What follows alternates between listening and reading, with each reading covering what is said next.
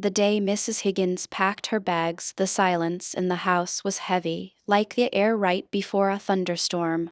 She'd been with me since Chloe was in diapers. The woman who held my hand through the nights. Julian was away on business and Chloe had a 104-degree fever. Seeing her stuff her life into those battered cardboard boxes felt like watching my own home crumble. She was sobbing, actually pleading with me to let her stay for half pay, but I couldn't do it. I thought we were broke. I thought we were losing everything.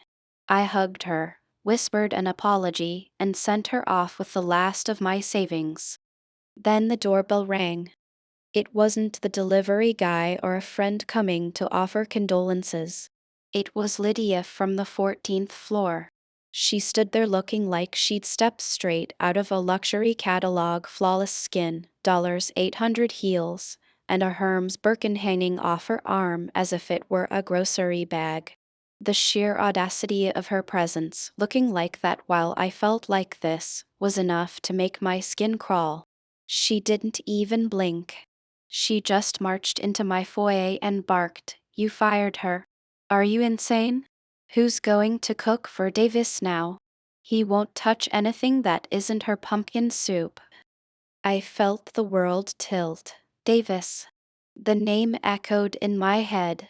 Julian had mentioned the neighbor's kid a dozen times, always with this saint-like pity, talking about how a single mom downstairs was struggling and how we should do our part. I looked at Mrs. Higgins, hoping she'd tell me this was a hallucination. But she just stared at the floor, her shoulders shaking so hard I thought she'd snap. That was the moment. That was when I realized my husband hadn't just hired a housekeeper, he'd hired a full-time servant for his second family, and I had been the one signing the paychecks. I didn't scream. I didn't cry. I felt this terrifying, glacial calm spread through my veins. I looked at Lydia, this woman who had been living off my life's work, and told her that if Davis was hungry, she should go find his father and tell him to get his hands dirty for once. I slammed the door so hard the glass rattled, and then I just stood there in the dark, listening to the hum of the refrigerator. I called Julian. When I brought up Davis, the silence on the other end was so thick I could almost taste it.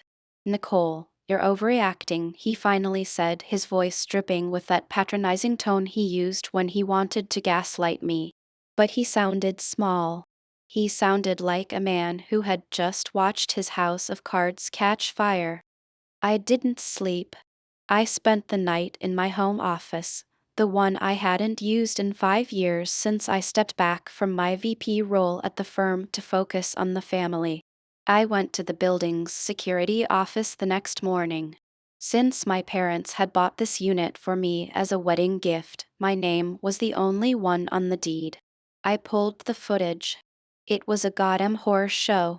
Every Wednesday, every Friday, Julian wouldn't take the elevator, he'd sneak down the service stairs.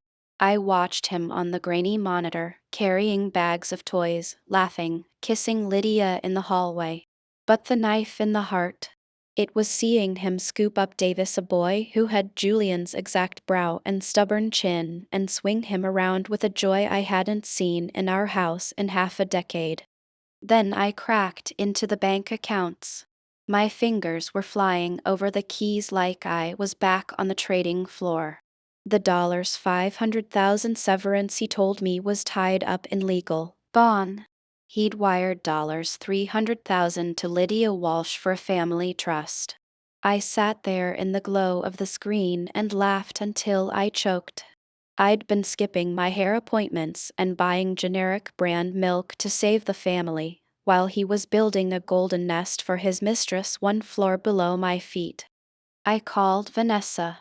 She's the kind of divorce lawyer who doesn't just want the house, she wants the soul. She was at my door in an hour with a bottle of scotch and a settlement that looked more like a declaration of war.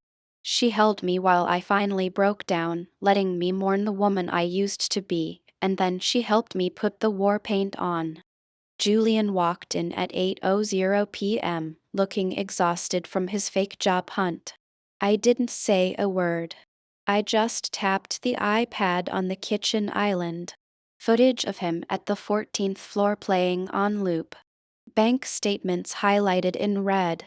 He didn't even try to lie.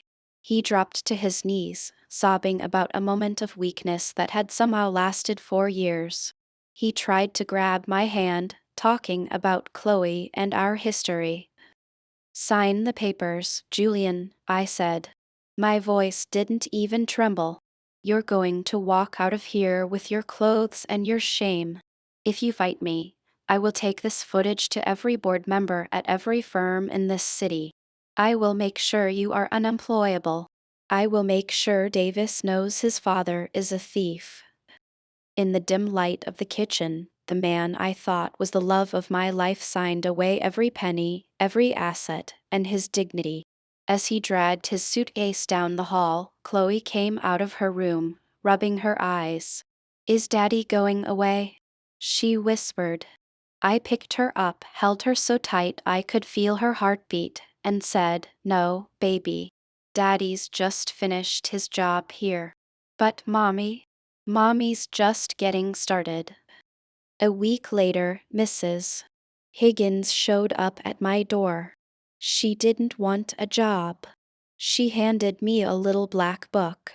She'd kept a log of every cent Julian spent on Lydia, every lie he told, every time he used my car to take them to the park.